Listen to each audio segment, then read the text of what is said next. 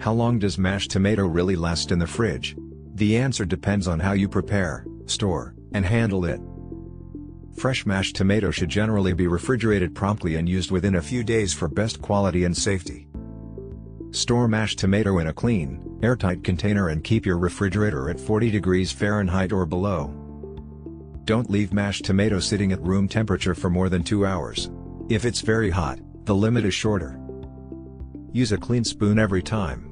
Introducing dirty utensils or hands can transfer bacteria and shorten its safe storage life.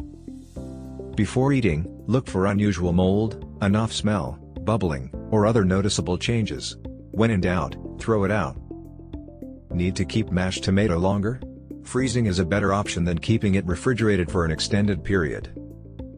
Freeze mashed tomato in small portions using freezer-safe containers or bags, leaving appropriate space for expansion.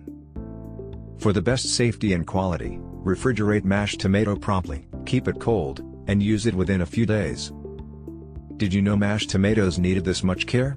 Like, subscribe, and share this video for more practical food storage tips.